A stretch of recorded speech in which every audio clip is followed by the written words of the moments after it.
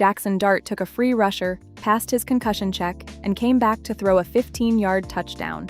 And Malik Nabers becomes eligible for team periods Monday, August 17th. In July, we said the Giants had assembled a genuinely interesting bet.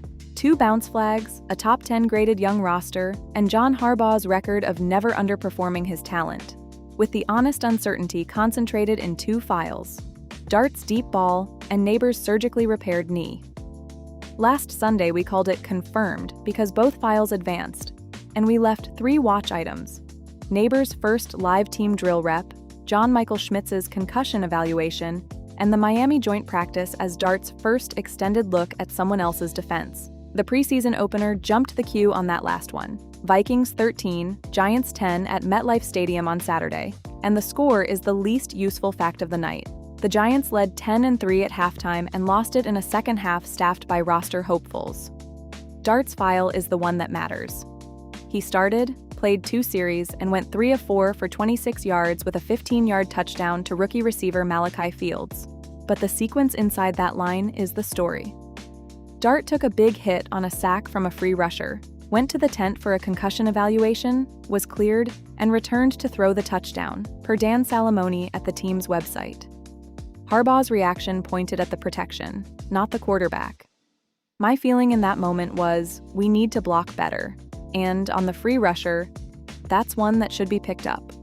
Bob Folger's report card at Giants on SI charged Tyrone Tracy with 2 whiffed blitz pickups, including the one that produced the hit.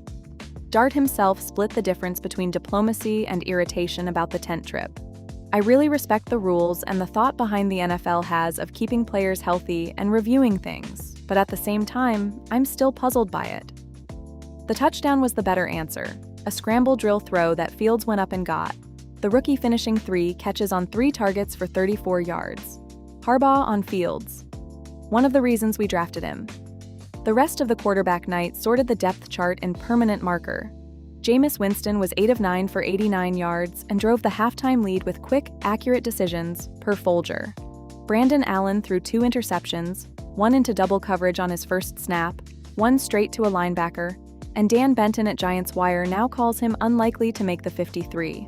Odell Beckham Jr., playing his first Giants game since 2018, drew an ovation in the second quarter and caught 2 of 3 targets for 6 yards. Modest numbers, but Stephen Labich at Giants on SI logged crisp routes, consistent separation, and willing downfield blocking, and Harbaugh offered, "I thought he looked pretty good."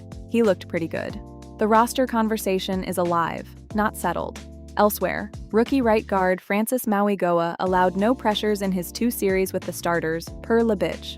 Cam Scatabo answered last week's ankle question by starting, capped at 5 snaps for 4 carries and 19 yards, and with Schmitz still out, watch item 2, still unresolved, Brian Hudson started at center and landed on both outlets' stock-down lists.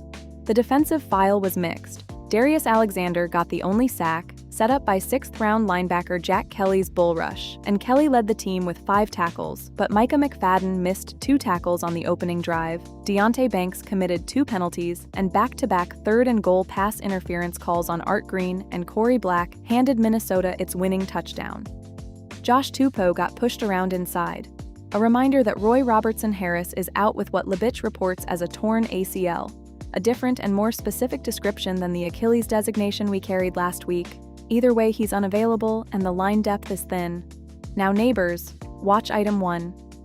The first live team drill rep hasn't happened yet, but it has a date. Per Ryan Dunleavy at the New York Post, Nabers becomes eligible to join 7-on-7 and 11-on-11 periods Monday, August 17th.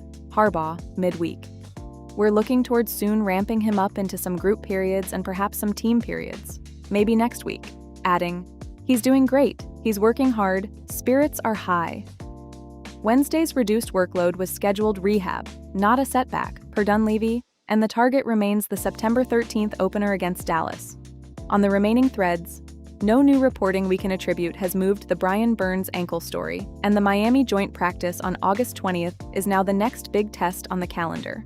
Does the July framing hold? Confirmed. The knee file gained a calendar date, and the quarterback file gained live snaps, an efficient line, and a cleared evaluation, with the night's failures concentrated in the depth the projection never leaned on. What would change it? Nabers actually taking those team period reps Monday, and how Dart handles Miami's defense in Thursday's joint practice. We'll check Sunday. Data via NFL Verse.